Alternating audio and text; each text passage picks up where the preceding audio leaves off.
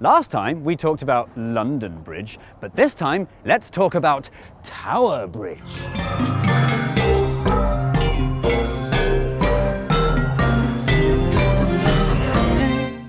In the 19th century, London became the biggest city on the planet. Its population skyrocketed from 1 million in 1800 to 5 million in 1890. To accommodate the growth on both sides of the River Thames, the number of bridges shot up too, from 3 to 14. So far, all of these bridges were appearing to the west of London Bridge. Crossings were badly needed to the east as well, but none had been built. Why was this? Victorian London was the biggest and most important shipping port in the world.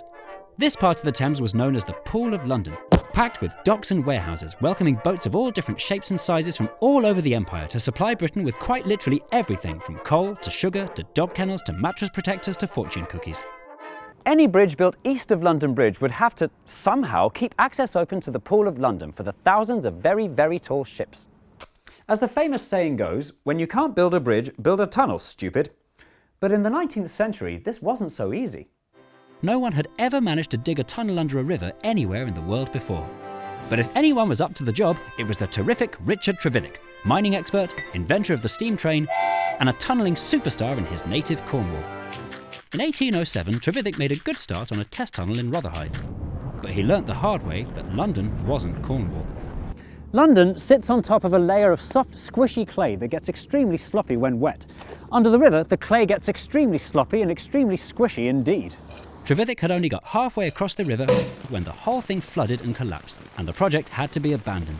Experts all agreed that digging a tunnel under the Thames was impracticable. But the problem would eventually be solved by a half-English, half-French inventor called Marc Brunel. Not Isambard Kingdom Brunel, his father. Marc Brunel didn't know the meaning of impracticable, and neither do I. Brunel had just invented an invention called Brunel's tunnelling shield, a massive tunnel-sized frame that protected miners while they built brick walls around them. Perfect for solving London's sloppy problem. Brunel's tunnelling shield made the job possible, but it didn't make it easy. The project was beset with problems from day 1 to day 6,512, with constant delays, floods and dead miners, very nearly including his son Isambard. In 1843, Brunel's Thames Tunnel was finally opened to the public, but it wasn't what Brunel or anyone had had in mind. It was decades late and decades over budget, and it wasn't even suitable to use. With no money left for the massive ramps required for road access, they had to make do with spiral staircases at both ends. Its only possible use was as a very pedestrian tourist attraction, which tourists got very tired of very quickly. It became known in the newspapers as the Great Bore. Oh, I get it.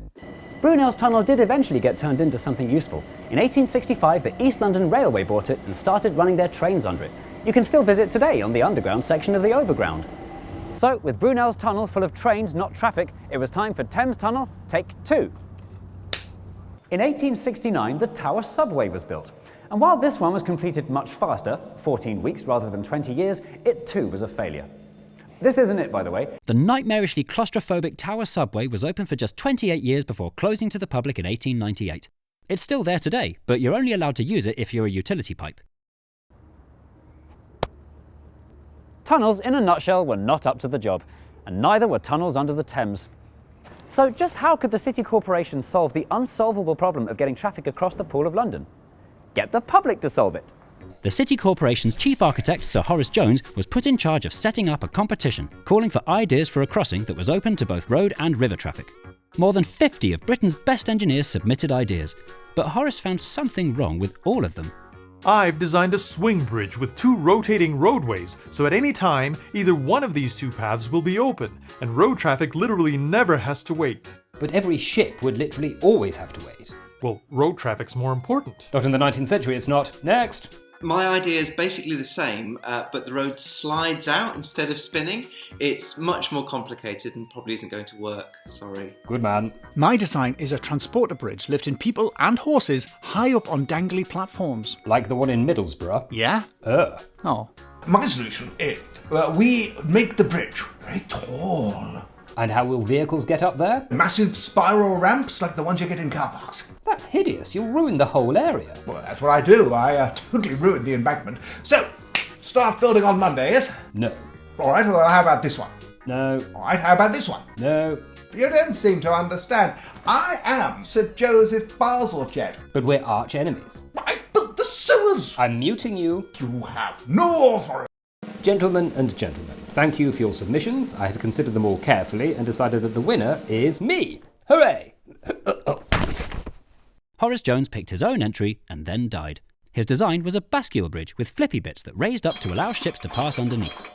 It was a brilliantly simple and actually quite old-fashioned idea, but to build it on such a big scale would take some serious engineering expertise. So, Jones's design was improved upon by a proper engineer, John Wolfe Barry, who got rid of the arches and added 2 walkways up top so pedestrians could cross without waiting. Genius!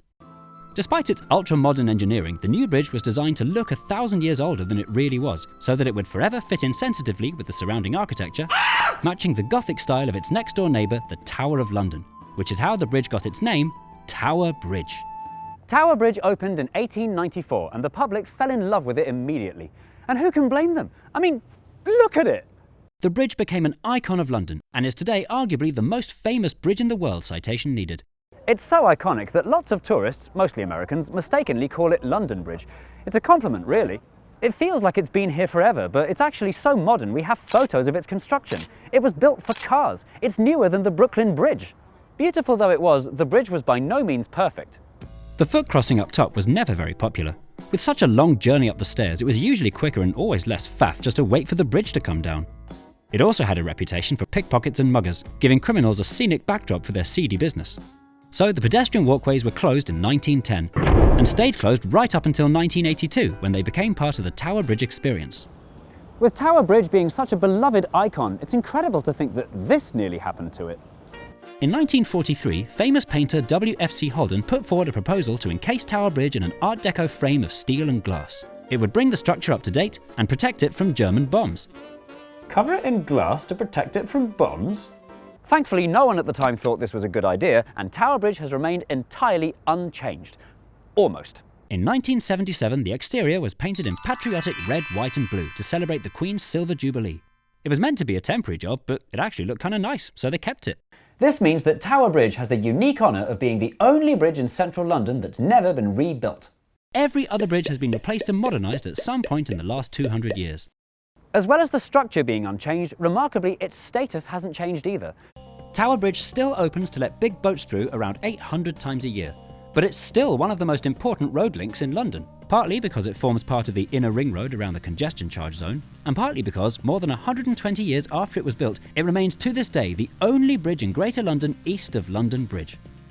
Wait, that's weird, isn't it? It's the 2020s. Surely we've got better bridge building technology by now.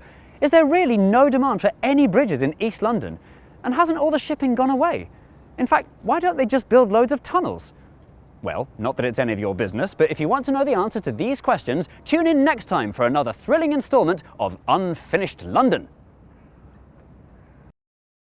Hello there. Well, I'm very excited because today we're going to look at something I've always wanted to get my hands on. It's an original 1984 Megatronics DCX 450 Mark II from Japan.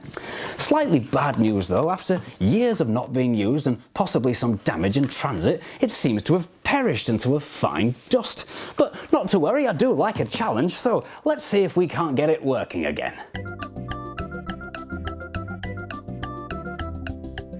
Well, 48 years later, I haven't managed to repair it, but I did manage to turn it into something much more useful. It's a subscription to Surfshark. Now, Surfshark, if you don't know, is a VPN, an app and browser extension that virtually places your device in another country, so you can view streaming services and discounts that are only available in a different country. It's got servers in more than 60 countries, and it allows you to use one account on an unlimited number of devices. And there are security benefits too. Surfshark masks your IP address, so you can switch it on whenever you don't want to be tracked by advertisers or hackers. Now, there are two ways you can get Surfshark. You can either take a 1984 Megatronics DCX 450 and go at it for 48 years with a screwdriver, or if you don't have a screwdriver, simply click the link in the description below and use the code JForeman to get 83% off Surfshark plus an extra 3 months for free. And there's a 30-day money-back guarantee, which effectively makes it a free trial. I used my Surfshark to get money off flights to Japan, and I brought back with me a 1984 DCX 450 Mark II, and it works! Oh, Surfshark! Oh well, and now it's time for the big surprise.